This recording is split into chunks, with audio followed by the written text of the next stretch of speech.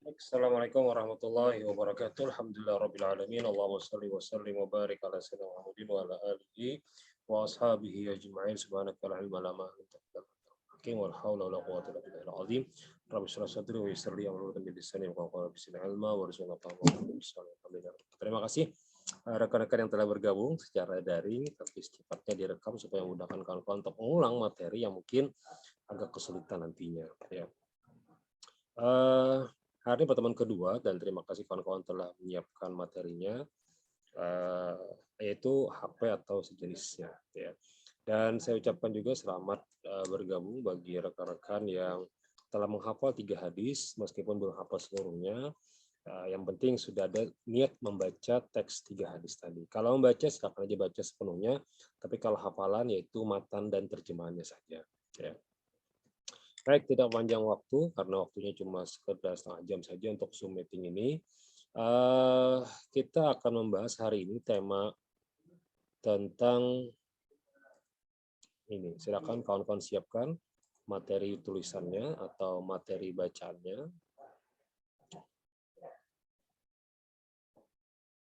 atau resumennya nanti, karena resumen ini akan dikumpulkan di pertemuan hari ini setelah pertemuan ini berakhir. Ya.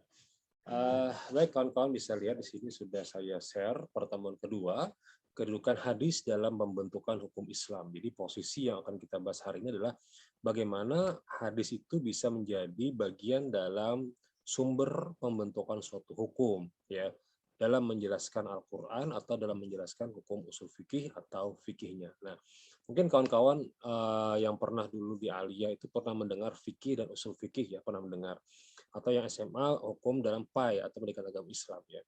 Dalam hukum fikih itu lebih cenderung produk hukum, artinya apa hukumnya minuman keras, hukumnya misalnya haram. Nah, itu artinya produknya. Tapi jangan juga minum tuh keras tuh kayak aki itu jangan. Ya. Jadi sifatnya adalah memabukkan, biar dan sebagainya. Maka hukumnya apa, Pak? Hukumnya adalah haram. Karena apa konteksnya haram, Pak?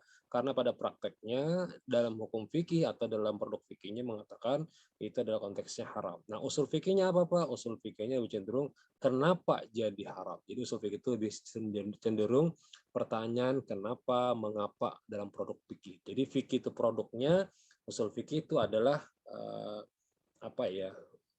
Bisa dikatakan alat mencari produk. Misalnya kenapa jadi itu haram? Karena misalnya karena memabukan dan sebagainya. Apa hadisnya? Ini hadisnya, ya. Nah, maka pertemuan kedua ini lebih cenderung melihat kedudukan hadis dalam pembentukan hukum Islam. Ya, kemarin sudah kita bahas mengenai hadis, khabar dan asar. Silakan kawan-kawan kumpulkan resumennya nanti, ya. Resumen itu sifatnya ada ringkasan atau catatan atau mutolaah atau mengulang materi yang pian pelajari atau dengarkan pada kesempatan pagi hari ini, ya. Simpan nanti dengan tanggal dan hari yang berbeda-beda. Pertemuan juga. Apa yang kita pelajari pada hari ini ada 3 saja. Pertama, posisi hadis. Kedua, dalil hukum penggunaan hadis sebagai sumber hukum Islam. Yang ketiga adalah hubungan hadis dengan Al-Quran. Jadi posisi hadis dalam mempelajari atau menjadi dasar dalam hukum Islam itu tidak terlepas dari bagaimana kita bisa memahami hadis sebagai bagian dalam sumber hukum. Jadi kalau kita memahami hadis itu sebagai bagian dari sumber hukum, kita harus tahu posisi hadis itu di mana. Yang kedua, bagaimana dalil hukumnya. Yang ketiga, posisi Al-Quran itu bagaimana dengan hadis atau hadis bagaimana terhadap Al-Quran. Nanti ada hubungannya dengan akal, ya. Contohnya seperti itu, ya. Nah, maka kita lihat dasar atau sumber hukum Islam itu dalam hukum Islam itu ada dua. Yang pertama sumbernya adalah Al-Quran, yang kedua adalah sunnah atau hadis. Ya. Bisa juga diartikan dengan dalil, ya. Jadi apa dalilnya, Jar? Berarti dalilnya minimal dari Al-Quran dan hadis. Ada dua saja, dalil Al-Quran dan dalil hadis. Sementara yang sifatnya ijma dan qiyas itu adalah pemahaman dari para mujtahid untuk memahami dari sebuah kandungan hadis atau Al-Quran yang ada kemiripan atau dari kesepakatan bersama. Ya. Nah, bisa diartikan juga sebagai bukti atau alasan suatu kebenaran. Jadi bisa diartikan bahwa sumber atau dalil dalam hadis itu menjadi sebagai bukti alasan untuk memastikan suatu kebenaran tertentu ya. Jadi tidak bisa dikatakan jar atau berdasarkan akal atau berdasarkan pemikiran saja. Karena sumber utamanya kan cuma dua tadi ya. Sumber utamanya adalah Al-Quran, polanya, sifat, dan sebagainya. Ini adalah referensi utama. Dan yang kedua adalah hadis Nabi. Nah, jika hadis ini berhubungan dengan Al-Quran, bagaimana cara memahami muncullah fikih nantinya. Ya, fikih dari mana, Pak? Munculnya dari usul fikih. Ya. Jadi fikih ini munculnya karena usul fikih. Kalau dikatakan dia muncul karena usul fikih, berarti usul fikih menjadi referensi dari Al-Quran dan hadis. Berarti intinya apa, Pak? Kembali aja. Jadi referensi ini juga menjadi penting dari Al-Quran dan hadis. Cuman posisinya dia lebih awal, ini yang bagian dua. Tapi saling bersinergi. Jadi kalau pengen dapatkan sebuah kajian yang Al-Quran itu bertentangan dengan hadis, maka antar dua. Bisa Al-Qur'annya yang keliru atau hadisnya yang keliru atau salah satu di antara keduanya adalah palsu. Atau yang sering terjadi apa? Salah paham. Nah, salah paham. Kalau sudah salah paham ya udah selesai, kajian-kajian manapun akan dipahami secara akal dan menjadi bebas ya, radikalisme ya. Boleh memahami secara akal, memang benar ada koridornya, tapi kalau sudah berlebihan dari batas aturan yang ditentukan oleh Al-Quran hadis, akhirnya kena mencari-cari akal supaya halal. Contoh simpelnya la taqrabu zina deh ya. La taqrabu zina. Nah, ini kalimat simpelnya nih. Janganlah kalian mendekati perbuatan zina. Kalau akal berpikir, yang kada boleh kan cuma zinanya saja atau seksualnya saja. Berarti selain itu boleh dong, karena yang sifatnya ya zina itu kan seks. Ya, nah ini kelebihan nih memahaminya. Kelebihan karena pemahaman rata karabu di sini, pemahaman dari usul fikir di sini. Mendekatinya saya tidak boleh, apalagi handak. Nah, kalimat fiilnya adalah fiil mudhari sifatnya. Handak aja kada boleh, apalagi sampai tegawi. Nah, kayak itu ya. Jadi handak aja kada boleh, apalagi sampai tegawi. Ya, mungkin chatting-chattingan dulu lah. Kemudian janjian-janjian dulu lah. Kemudian di ghosting dulu lah. Kemudian kada jelas hidupian. Kemudian hanta hidupian. Kemudian dunia itu seakan-akan berhenti ya, macam-macam lah. Kemudian muncul rasa-rasa angin tiba-tiba jadi nyaman, dipanggil, gimana kabarnya? Itu merasa kayak dunia itu gitinya berdua aja lagi. Udah makan belum? Pret, makan. Kita jangan melakoni. Mau kemana hari ini? Udah mandi belum? Dan seterusnya. Nah, itulah permasalahan yang menjadi la takrabu. La takrabu itu apa sifatnya? La takrabu itu sifatnya? Ya, sifatnya adalah akan dan seterusnya. Artinya jikanya akan dan seterusnya tidak boleh, apalagi sampai tegawi zinanya. Ya. Nah, itu yang dimaksud tadi fala taqrabu zina. Kemudian lanjutannya bahwa hadis merupakan segala tingkah laku Nabi Muhammad SAW baik berupa perkataan, perbuatan, ketetapan takrir dari Allah Subhanahu Wa Taala seperti yang kita bahas minggu kemarin, penyampaian RPS dan sebagainya. Kemudian Allah SWT wajibkan untuk mentaati hukum Allah dan perbuatan-perbuatan yang disampaikan oleh Nabi SAW. Jadi hadis ini sifatnya Pak, tujuannya untuk mentaati hukum saja, jangan mencari yang lain ya. Masalahnya apa? Ada kisah, ada masalah hukum, ada masalah sosial, ekonomi, semuanya muncul. Kenapa tujuannya? Untuk mewajibkan kepada umat Rasulullah SAW atau hamba-hamba Allah SWT untuk apa? Kita mentaati hukum dan perbuatan yang disampaikan oleh Nabi SAW dalam hadisnya. Apa dalilnya, Pak? Nih, wa atakum rasul fakhuzuhu wa ma nahakum anhu fantahu. Silakan cari ayatnya. Ini ada Al-Qur'an surah Al-Hasyr ayat ke-7. Wa ma atakumur rasul fakhuzuhu wa ma nahakum anhu fantahu. Jadi silahkan apa-apa yang diberikan oleh Rasul sallallahu alaihi wasallam kepadamu itu wajib terimalah. Jangan dipadakan hadisnya palsu tapi banyak hadisnya benar. Jangan dipadakan juga Nabi ini pendusta, ada boleh ya, ada boleh seperti itu karena sifatnya adalah apa yang disampaikan oleh Nabi itu terimalah dan taatilah. Tidak ada hal yang sifatnya kau dipikirkan di akal dengan kau. Kalau kau aja kalau dia berzina yang penting halal. Mana ada zina halal? Kau aja lah mencuri sebentar, yang penting kan karena aku berikan. Tetap aja mencuri dulu. Memberikan masalah belakang, yang penting mencuri ya, karena sifatnya hadisnya Nabi ada ya. Ini dasar hukumnya atau sumber hukum Islam menjadikan Al-Quran dan hadis jadi referensi utama dalam penentuan sebuah produk hukum fikih. Ya. Baik.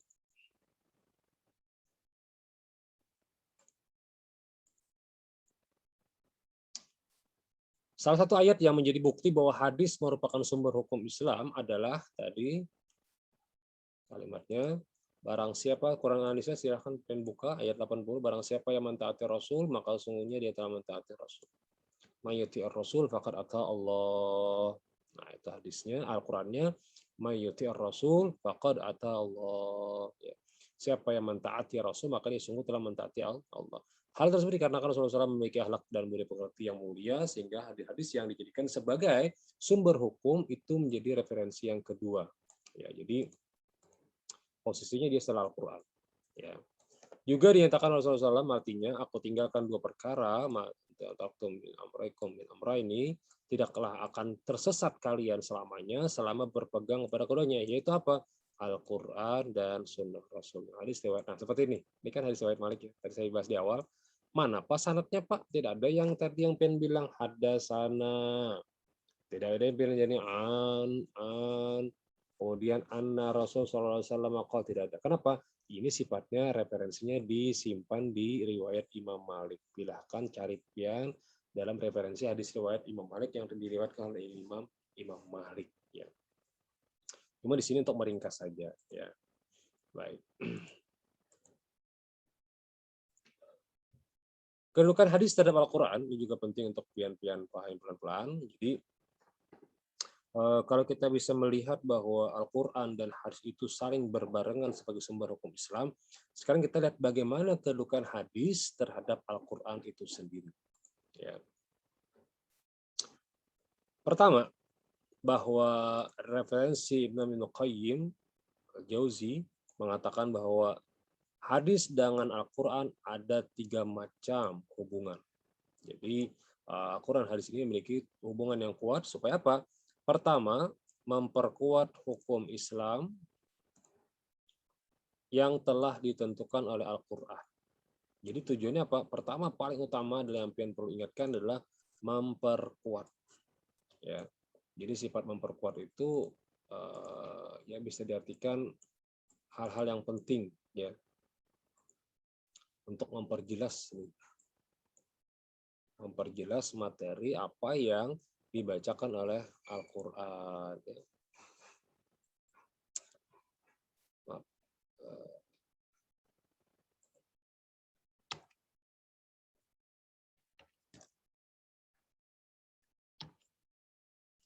Yang kedua, bahwa Al-Quran itu sifatnya memberikan rincian penjelasan terhadap Al-Quran. Jadi banyak dalam Al-Quran itu yang ditafsirkan melalui hadis-hadis Nabi. Ya, jadi penafsir. Jadi yang pertama tadi apa? Memperkuat. Ya benar. Yang kedua, menafsirkan Al-Quran. Yang ketiga apa? Dan yang ketiga adalah menetapkan hukum atau aturan yang tidak didapati dalam Al-Quran. Bukan tidak didapati secara detail, tapi ada referensi Al-Quran yang menyatakan ke arah hukum tersebut, tapi dipertegas kembali dengan hukum yang tidak disebutkan dalam Al-Quran. Misalnya cloning bayi itu tidak ditemukan, ya. Transportasi organ belum ada ditemukan dalam Al-Quran, tapi ada kemiripan dalam Al-Quran dan dipertegas kembali dalam hukum hadis Nabi. Ya, jadi tidak ada yang mengatakan bahwa tidak ada yang di Al-Quran itu tidak dibahas, semua dibahas oleh Al-Quran. Cuman secara umum. Nah, detailnya bahkan bisa jadi menetapkan sebuah aturan hukum yang disebutkan dari Al-Quran ditafsirkan oleh hadis Nabi kemudian dijadikan sebuah ketetapan hukum. Itu menurut dari Ibnu Qayyim Al-Jauzi. Yang kedua, Sayyid Muhammad Ismail Asy-Syarbini, Imam Asy-Syarbini, hubungan Al-Quran dengan hadis itu menguatkan hukum yang ditetapkan oleh Al-Quran. Menjelaskan maksud Al-Quran.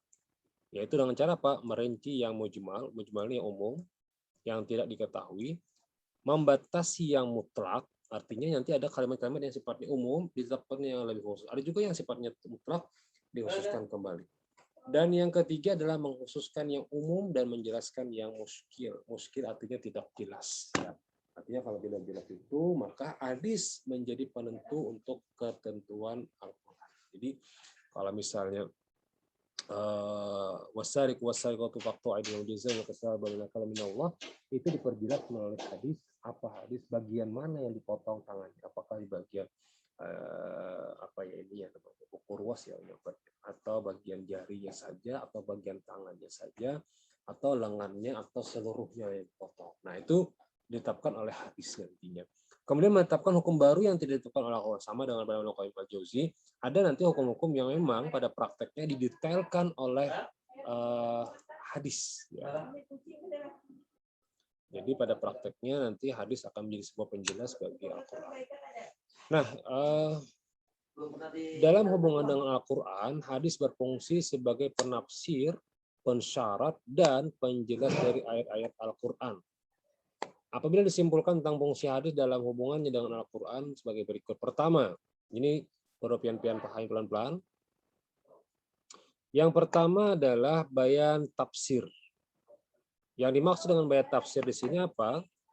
Menjelaskan maksud dari Al-Quran ya, sebagai fungsi hadis untuk merinci ayat-ayat yang masih global atau mujmal, bayan al-mujmal. Ya. Membatasi ayat-ayat yang mutlak, taqyidul mutlak, mengkhususkan ayat-ayat yang umum, takhsisul am, dan menjelaskan ayat-ayat yang dirasa rumit. Nah, mungkin kawan-kawan mungkin nanti ketika meresim itu agak kesulitan, silakan diulang-ulang saja video nanti yang ini ya, supaya memudahkan pian. Kadang kalau saya pakai Google Meet atau Zoom, khawatir ketika saya menyampaikan ada yang putus suaranya, akhirnya bingung apa tadi bayan tafsir Pak, habis diulang lagi ya kan. Tapi kalau direkam ini mudah-mudahan solusi untuk mempermudah kawan-kawan dalam belajar. Jangan lupa masih klik ya subscribe-nya. Intinya itu. Intinya itu jar Pak Ari. Kami lagi di kantor nih. Ya, saya online-nya di kantor, tidak di rumah. Jadi ya jalan-jalan aja ke kantor, silakan datang ke HTN, silakan ya. Bawalah oleh-oleh dari kampung. Datang tuh jangan bawa awaknya. Bawalah kalau ada langsat ya bawa langsat. Ada tiwadak, bawa tiwadak. Meskipun tiwadak banyak dijual di sini, tapi apa? Kami bukan mencari tiwadaknya, tapi penghargaan kawan-kawannya. Iya, silakan aja datang, silakan di sini. Ya, ada Pak Ari sebagai prodi, saya di sini sebagai saya prodi. Silakan datang, jalan-jalan ke kampus, boleh aja, tidak ada yang melarang.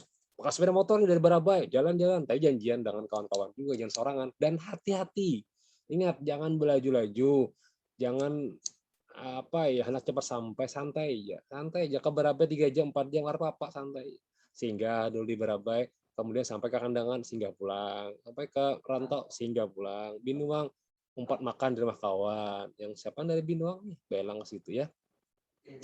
Dan ya tadi mungkin ada alumni kawan kita yang terdahulu itu yang pernah kecelakaan juga gara-gara mungkin balik dari kampus kelapahan, baliknya sore sampai ke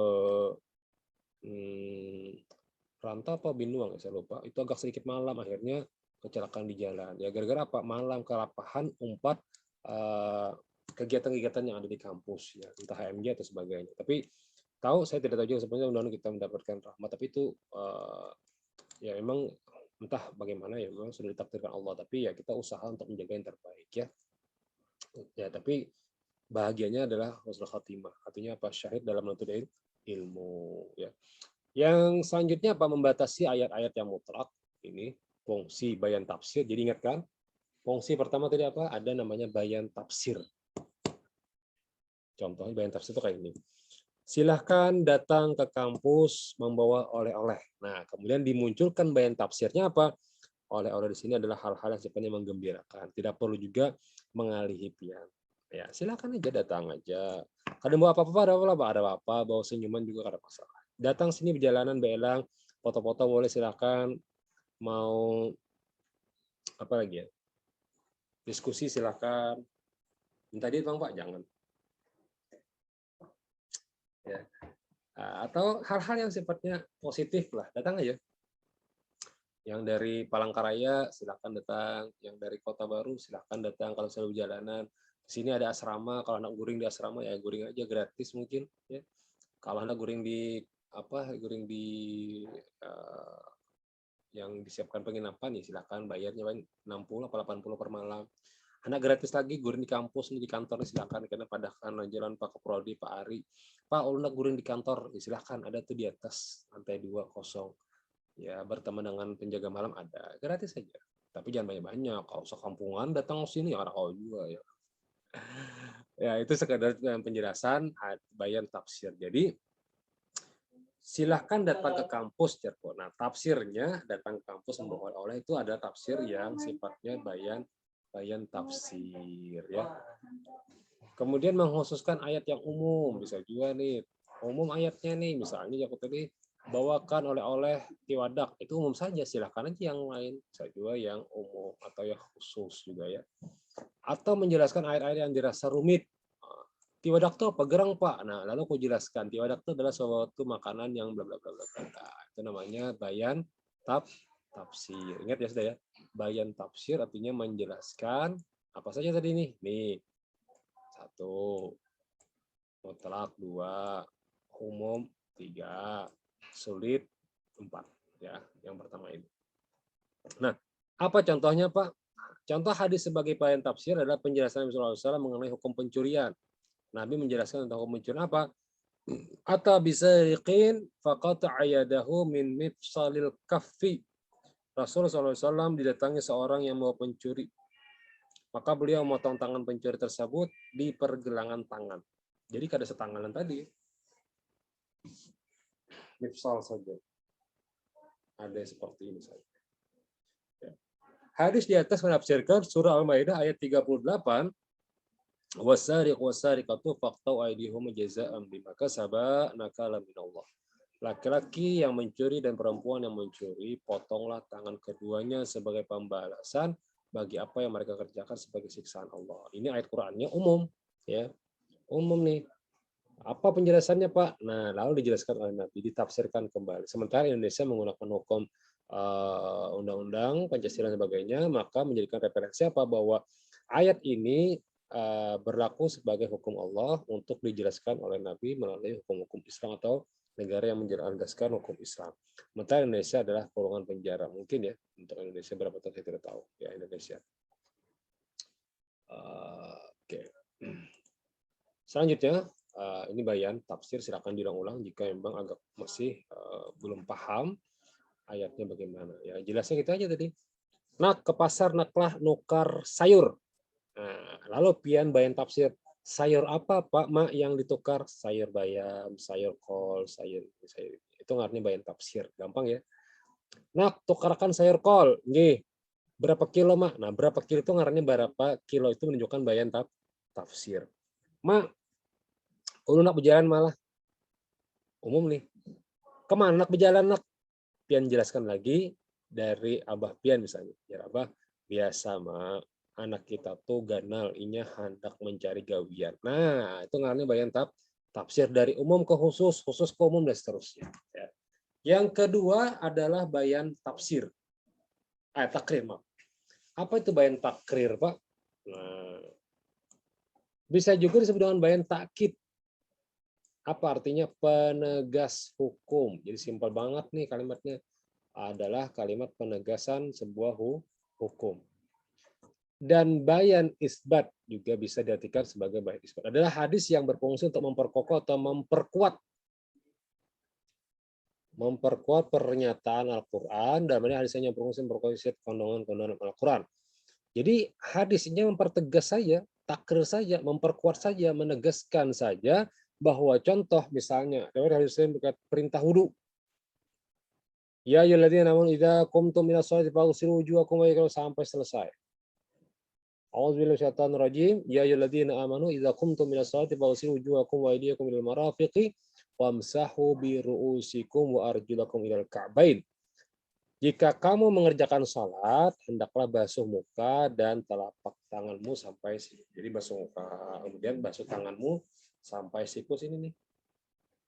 Ya, jangan mempas tidak, tapi lebih sedikit. Nah, jadi kalau siku itu lebih sedikit, ya. Nah, basuh jangan dilapai. Nah, artinya dibasuh itu digosok. Nah, ya. Kemudian sapulah kepalamu. Nah, kepalamu basuh. Ya. Seperti ini, tapi kalau empatnya cara Rasulullah, ambil beratakan air, pelikakan, ambil 3 kali, kemudian basuh telinga kiri, telinga kanan, ambil lagi air, basuh belakang pundaknya. Ini.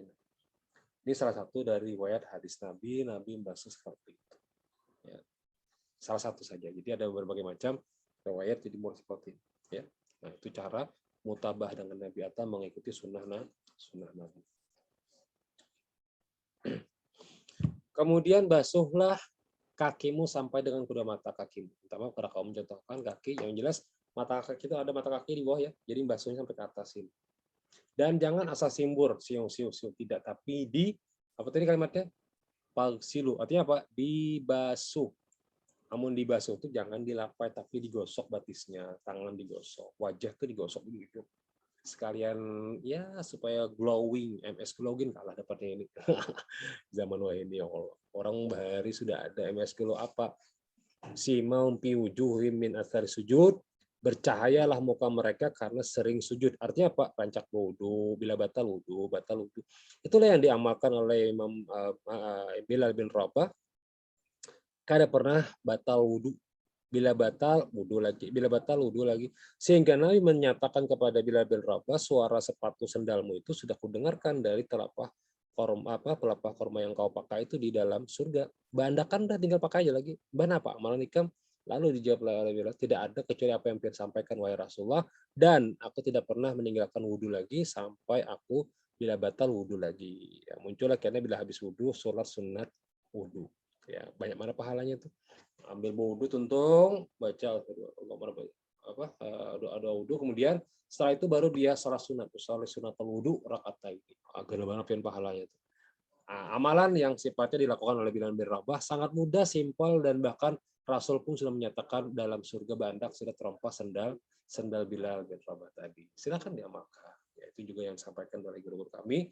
Untuk bila batal wudhu, apa ngalihnya wudhu? Wadah kita ini banyak banyu, lain di Madinah atau Makkah Bahari, ngalih cari banyu. Ya, wudhu lah belajar tuh, jangan belajar sambil belajar sambil mendengarkan yang lain, belajar sambil mau belajar sambil muncul, tidak akan masuk majalah fi qalbaini min rajulin fi qalbain. Tidaklah Allah jadikan dalam sebuah hamba itu kau memiliki dua hati. Artinya apa?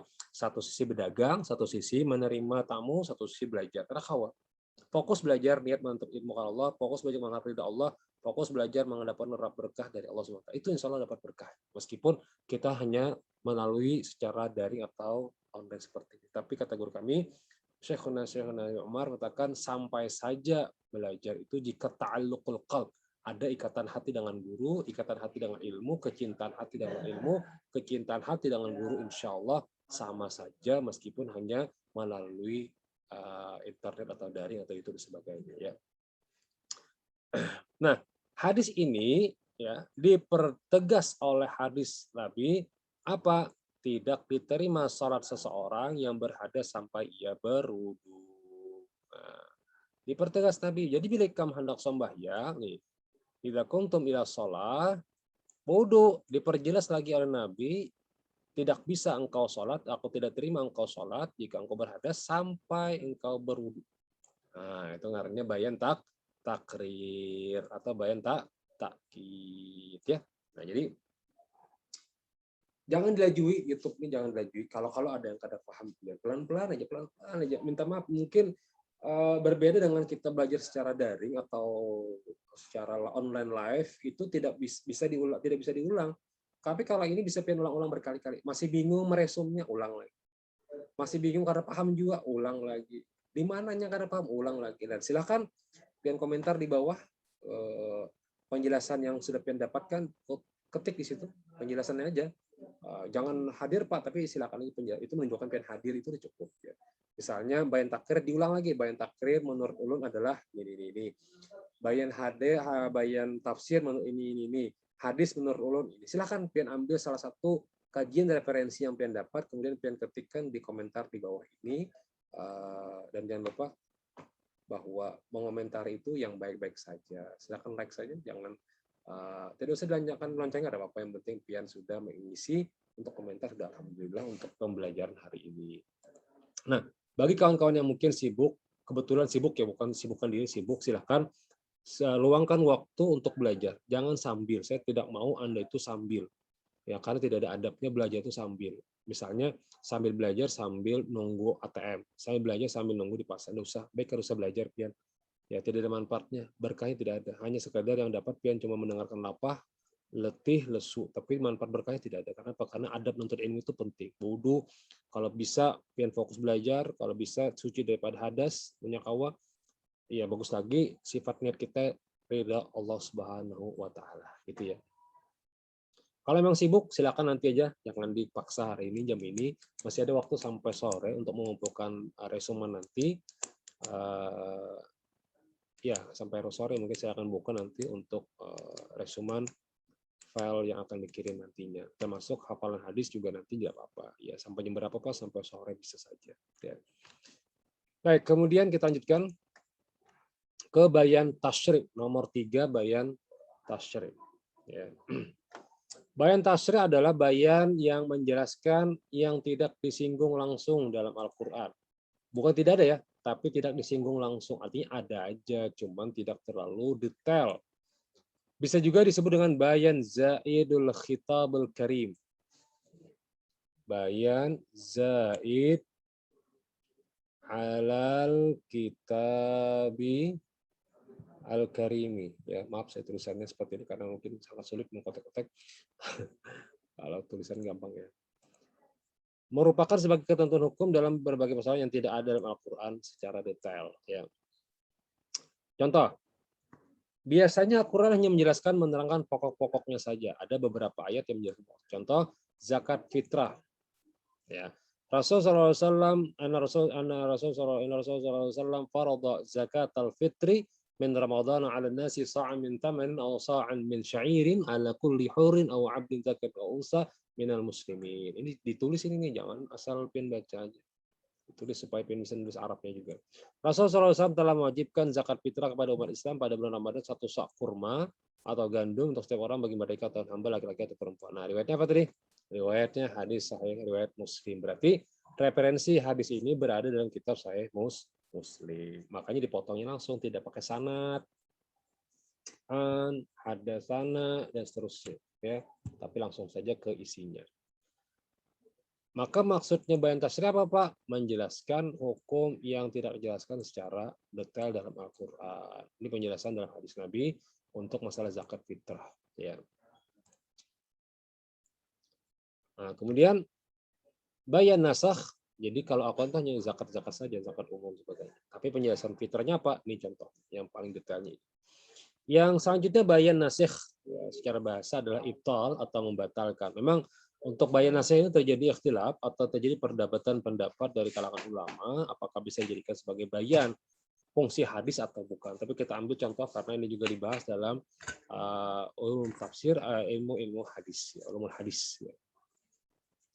Contohnya la wasiyata liwaris, tidak ada wasiat bagi ahli waris. Hadis ini menasah ayat Al-Qur'an ayat 180, kutiba alaikum idza hadara ahadakumul mautu in taraka khairanul wasiyatu lil walidaini wal aqrabin bil ma'ruf haqqan al muttaqin. Ini hadis ayat ini dihapus oleh hadis yang ada la wasiyata liwarisin, bahwa wasiat itu tidak berhak untuk ahli waris. Wasiat itu boleh untuk orang lain tapi jatahnya 1/3 saja. Wasiat ini nah rumah ini kebanyakan gasan anu kalau boleh karena ada ahli waris. Diwajibkan atas kamu apabila seorang di antara kamu berdatangan tanda-tanda maut, ahadakum maut, tanda-tanda maut, jika ia meninggalkan harta yang banyak, berwasiat untuk ibu bapak dan karib dan secara ma'ruf. Jadi ibu bapak ini dianggap boleh mendapatkan wasiat, padahal dalam warisan sudah dapat waris. Maka ada jar Nabi dipertegas oleh Nabi dalam bayan nasikh, menasah atau menghapus ayat ini dengan hadis ini. Tapi bukan berarti tidak ada ya. Tetap ada hadis ayat ini, tetap ada dalam Al-Quran, tapi hukumnya saja. Ya, yang dihapus cuma hukumnya, bukan teksnya. Ya salah paham, salah paham. Ayatnya tidak dihapus, tapi hukumnya saja yang dihapus karena ada hadis yang menunjukkan la wasiyata li warisin, tidak ada wasiat bagi ahli waris. Artinya ahli waris tidak mendapatkan wasiat, dia hanya mendapatkan warisannya saja. Ya. Ini tadi saya bilang bahwa fungsi hadis bayan nasakh ini terjadi perdebatan di kalangan ulama. Ada juga yang berpendapat bayan nasakh bukanlah sebagai fungsi hadis dan sebagainya. Ya. Nah, sekarang tugas kawan-kawan, silahkan pian tulis di kolom komentar tadi 4 contoh bayan ini, bayan nasakh, ya. Bayan nasakh.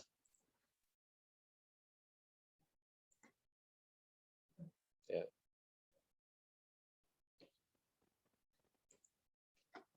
Satu, tafsir. Dua, tasyrik. Tiga, bayan nasakh. Mungkin salah satu tiga bukti saja dulu, atau ini kan usah, dua saja. Bayan tafsir, ya. Bentar, memudahkan kawan-kawan. Jadi yang diambil tidak semuanya ya, tidak semua contoh. Kita ambil tiga saja. Bayan tafsir, bayan tasyrik, takrir dan tafsir saja mungkin ya. Bayan tafsir, takrir dengan bayan tasyrik saja, tidak semuanya. Ya. Supaya memudahkan kawan. Tafsir, nasakh tidak usah dulu. Ya. Jadi cukup tiga saja mungkin ya. Baik, minta maaf tadi saya lihat. Mungkin satu bayan tafsir, ya, menjelaskan tafsir bayan. Yang kedua bayan tasyrik atau memposisikan. Taukid dulu ya, taukid, memperjelas. Yang ketiga bayan tasyrik.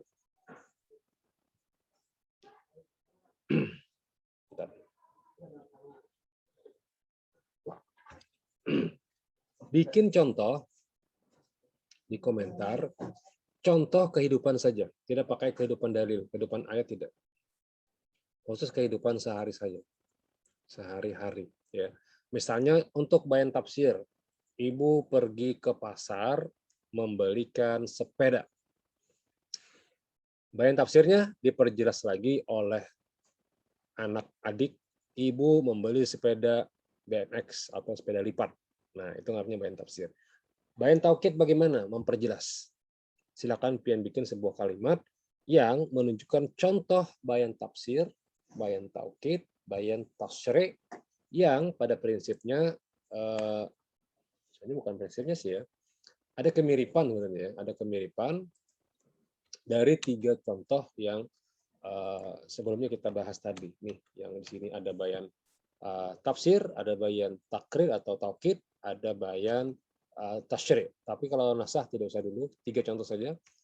Bikin contoh kalimat yang mirip dengan contoh tafsir, takrir atau taukid dan tasyrik. Ya, dari mananya Pak? Supaya memudahkan kawan-kawan dalam apa ya? Bisa dikatakan melihat dari prosesnya ya, prosesnya saja. Kita hanya ingin melihat bagaimana proses itu bisa pian pahami dengan baik.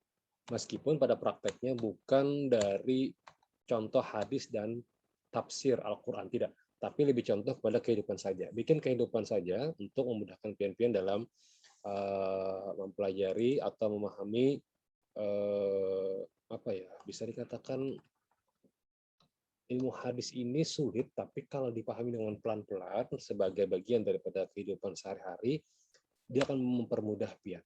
Ya, nah jadi kalau sudah paham dalam konteks hukum tafsir, paham konteks hukum takrir atau taukid, maka insya Allah meskipun pian kada paham sepenuhnya dari materi yang tadi dijelaskan, ketika pian kau mengolah contoh dari kehidupan sehari-hari, insya Allah pian bisa saja memahami bagaimana membayangkan tafsir menjelaskan, mempertegas atau ingin menjelaskan posisi yang mau dibahas oleh Mama Pian misalnya. Bikin sebuah contoh di komentar dan usahakan komentar tadi yang bernada positif ya. Terima kasih.